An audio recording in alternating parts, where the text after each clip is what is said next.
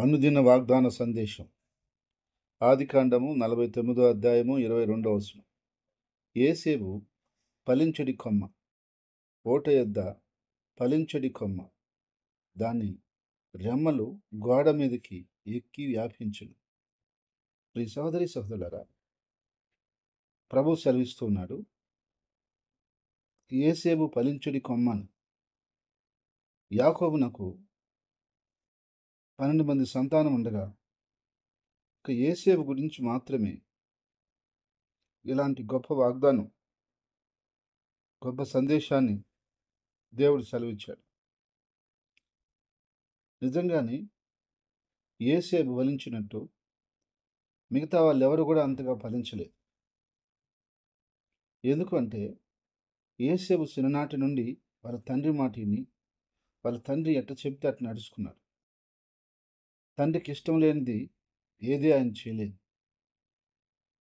అందువలన దేవునికి ఇష్టంగా అతను మారాడు.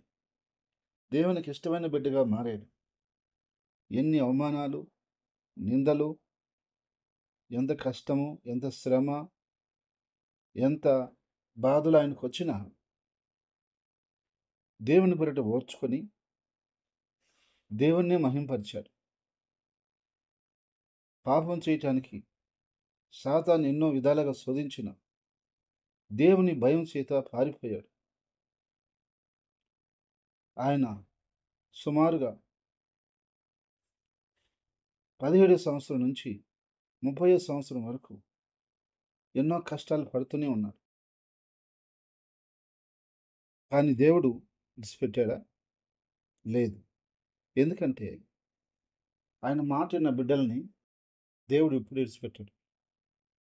ఈరోజు ఎవరైతే భూమి మీద తమ తల్లిదండ్రుల మాట విని, తమ యొక్క దేవుని మాట విని, తమ దైవజనుడి మాట విని భయభక్తులుగా నడుచుకుంటూ దైవ సిద్ధానుసారంగా ప్రవర్తిస్తారో వారందరి జీవితాల్లో దేవుడు ఖచ్చితంగా బలమైన శక్తిగలైన కార్యాలు చేస్తాడు. సందేహమే లేదు. ఎందుకంటే యేసేపుని మనం చూస్తే ఎంతగానో దేవుడు ఆశీర్వదించాడు. ఒక దేశాన్ని ప్రధానమంత్రి అంటే సామాన్య విషయం కాదు. ఎలాంటి స్థితిలో నుంచి, ఒక బానిస బ్రతుకు నుంచి ఆ దేశంలోని ప్రధాన వేడు తన కుటుంబానికే కాకుండా యావత్ దేశానికి, ప్రపంచానికి ఒక రోల్ మోడల్గా యేసేపు జీవితం ఉందంటే దేవుడు ఆయన అంతగా ఆశీర్వదించాడు. ఆయన ఫలించి ఆయన గోడల మీదకి ఎక్కి వ్యాపించాడు. ఈరోజు కూడా నా ప్రియ సహోదరి సహోదరుడా, నీవు కూడా అలా ఫలించే వ్యక్తిగా ఉండాలని కోరుకుంటున్నావా? నీ కుటుంబం కూడా ఫలించే కుటుంబం ఉండాలని కోరుకుంటున్నావా?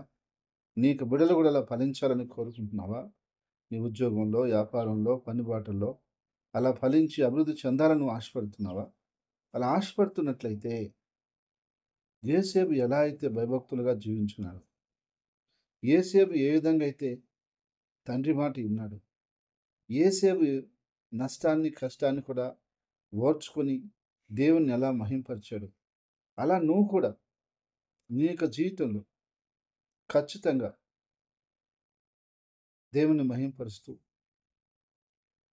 దేవుని చిత్తానుసారంగా ముందుకు సాగుతూ, నీ తోటివారు ఎంతమంది అజ్ఞానంగా నడిచినా, దేవునికి విరోధంగా ఉన్నా, వాళ్ళను చూసి నువ్వు మారకుండా, నిన్ను చూసి వాళ్ళు మారేలాగా నువ్వు జాగ్రత్తగా భయభక్తులుగా ముందుకు సాగినట్లయితే రాబోయే రోజుల్లో దేవుడు నిన్ను కూడా ఒక యేసేపులాగా వ్యాపింప చేయడు అని ఎవరు చెప్పగలరు? దేవుడికి ఆ శక్తి ఉంది, చేస్తాడు. కాబట్టి ఈ మాటలు వింటున్న నా ప్రియ సహోదరి సహోదరుడా, ఖచ్చితంగా నీవు ఇది మొదలుకొని యేసేపుని నీ దృష్టిలో పెట్టుకొని, నీ ముందు ఆయన ఉంచుకొని, యేసేపు జీవించినప్పుడు నేను ఎందుకు జీవించలేనని నీవు కూడా గట్టిగా దేవునితో ఒక నిబంధన చేసుకొని పరిపూర్ణంగా ఆయనలాగా నడవాలి అని చెప్పి ఆ విశ్వాసాన్ని నువ్వు అనుసరిస్తే తప్పనిసరిగా రాబోయే రోజుల్లో నిన్ను గురించి కూడా ఈ లోకంలో ఒక చరిత్ర ఉంటుంది. ఈ లోకంలో ఒక మార్క్ అనేది ఏర్పడుతుంది. నీవంటే అనేకులకు మాదిరి అయిపోతావు. నిన్ను చూసి అనేకులు ప్రేరేపించబడతారు. నిన్ను బట్టి అనేకులు ప్రభు కొరకు సంపాదించబడతారు. అనేక కార్యాలు జరుగుతాయి. కాబట్టి అలాగా దేవుడు నీ జీవితం ద్వారా జరిగించాలని ఆశపడుతున్నట్లయితే ఇది మొదలుకొని యేసేపు అనుసరించిన విశ్వాస జీవితాన్ని అనుసరించుటకు ప్రభు మనందరికి సహాయం చేయను గాక. ఆమేన్.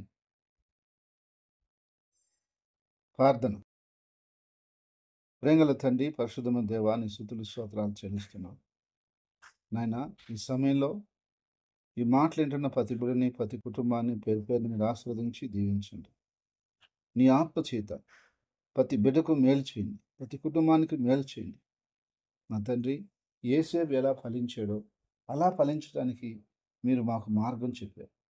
ఆ మార్గంలో మేము నడుచుకొని, ఆ విధానంలో మేము నడుచుకొని, యేసేపు ఫలించి వ్యాపించినట్టుగా మా జీవితాలు కూడా ఫలించి నీ నామ మహిమ కొరకు వ్యాపించులాగన సహాయం చేయమని, విస్తరింప చేయమని, సరిహద్దులు విశాలపరచమని, నీ బలమైన ఘనమైన కార్యాలను నువ్వు జరిగించమని, నీ నామానికి అత్యంత ఘనత మహిమ ప్రభావాలు తెచ్చుకోమని, నీ చిత్తం చొప్పున నడిపించమని, నీ కార్యాలు బలంగా జరిగించమని, నీ ఆలోచన చేత, నీ బలం చేత, నీ కృప చేత, నీ కనికరం చేత ప్రతి బిడ్డకి, ప్రతి కుటుంబానికి, ప్రతి ఒక్కరికి పేరు పేరున మీరు సహాయం చేయండి.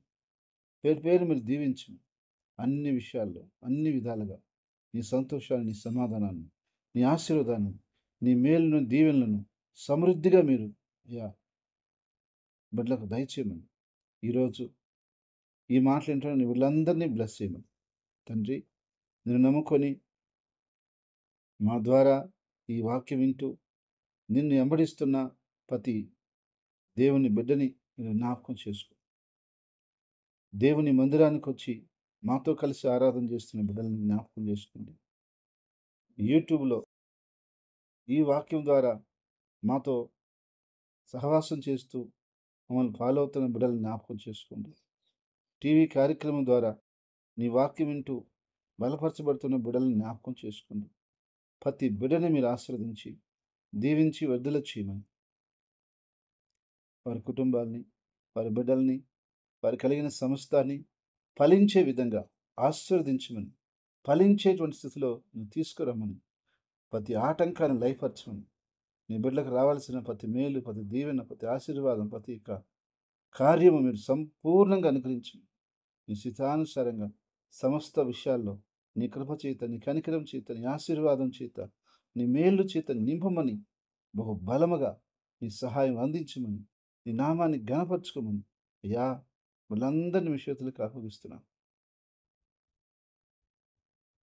ఈ దినం నీ బిడ్డలు వెళ్తున్న ప్రయాణాల్లో, మార్గాల్లో, వ్యాపారాల్లో, ఉద్యోగాల్లో, శుభకార్యాల్లో, వాళ్ళు చేస్తున్న ప్రయత్నాల్లో, పనుల్లో నువ్వు తోడు నీడగా ఉండి, నీ హస్తం వాళ్ళకు తోడుగా ఉంచి, నీ జ్ఞానం, నీ తెలివి అనుగ్రహించి, ఆశీర్వదించి, దీవించి, ప్రత్యేకంగా నీ ప్రజలను వర్ధల చేయమని, ఆశీర్వదించమని ప్రార్థిస్తున్నాను. మా దేశంను, దేశ నాయకులను, అధికారులను మీరు పరిపూర్ణంగా మార్చండి, రక్షణ దయచేయండి ఆయన. మా దేశంలో శాంతి భద్రతలు దయచేయండి, సమాధానం దయచేయండి, ఐకమత్యత దయచేయండి, ప్రేమ అనురాగాలు దయచేయండి, ఒకరికొకరు అనుకూలంగా నడుచుకునే జీవితం దయచేయండి. ప్రభువా, అన్ని విధాలుగా నీ ప్రజలకు క్షేమం దయచేయమని, నీ ప్రజల్ని కాపాడమని, సార్వత్రిక సంఘాన్ని మీరు ఆశీర్వదించమని, అయ్యా నీ రాకడ సిద్ధపరచమని, అయ్యా ఈ యొక్క దేశమంతట్లో ఉన్నటువంటి బిడ్డలందరినీ, క్రైస్తవ బిడ్డలందరినీ బలపరిచి ఆశీర్వదించండి. ఆయన సేవకులను బలపరిచి దీవించి స్థిరపరిచేయండి. ప్రతి సంఘం అనేక ఆత్మచేత నింపబడాలి. అయ్యా అన్యజనులుగా ఉన్న బిడ్డలు నీ వైపుకు తిరగాలి. ఎవరు నరసించి పోకూడదయ్యా, నరకానికి పోకూడదయ్యా.